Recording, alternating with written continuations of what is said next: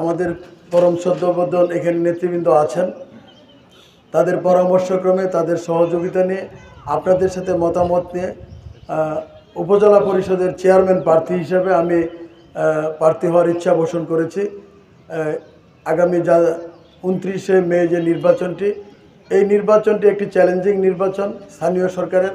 এখানে আপনাদের সার্বিক সহযোগিতা এবং তৃণমূল পর্যায়ে সকলের সহযোগিতা কিন্তু থাকতে হবে। আগামী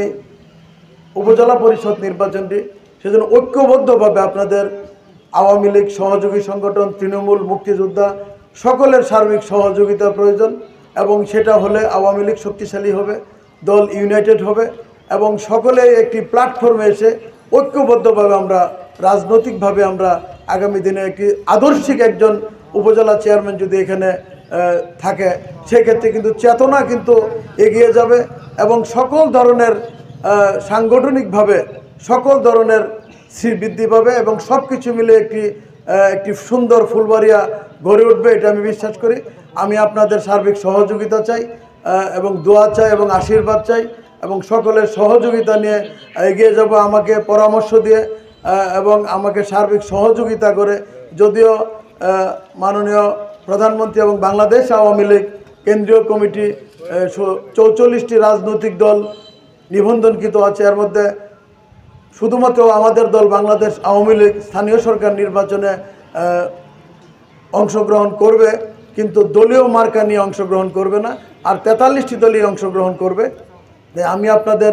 সার্বিক সহযোগিতা চাই এবং দোয়া চাই এবং সার্বিকভাবে পরামর্শ দিয়ে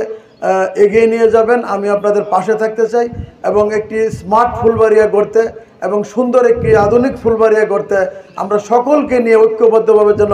ফুলবাড়িয়া সুন্দর একটি ফুলবাড়িয়া, যে ফুলবাড়িয়াতে অপরাধমুক্ত ফুলবাড়িয়া, মাদকমুক্ত ফুলবাড়িয়া এবং জুয়ামুক্ত ফুলবাড়িয়া এবং সকল ধরনের অপশক্তিমূলক ফুলবাড়িয়া গড়ে ফুলবাড়িয়াকে একটি সুন্দর ফুলবাড়িয়া গড়ে উঠে আমরা সকলেই চাঁদাবাজি মুক্ত ফুলবাড়িয়া মুক্ত করে আমরা ফুলবাড়িয়াকে একটি সুন্দরভাবে আমরা ফুলবাড়িকে, যে জন্য আমাদের যে মুক্তিযুদ্ধ করেছিল, যে লক্ষ্য উদ্দেশ্য নিয়ে, বঙ্গবন্ধুর যে আদর্শ নিয়ে যে যুদ্ধ করেছিল 7ই মার্চের আমাদের প্রাণপ্রিয় নেতা জননেতা অ্যাডভোকেট আব্দুর রাজ্জাক স্যার মহোদয়রা, যারা মুক্তিযোদ্ধারা যেভাবে দেশ স্বাধীন করেছিল,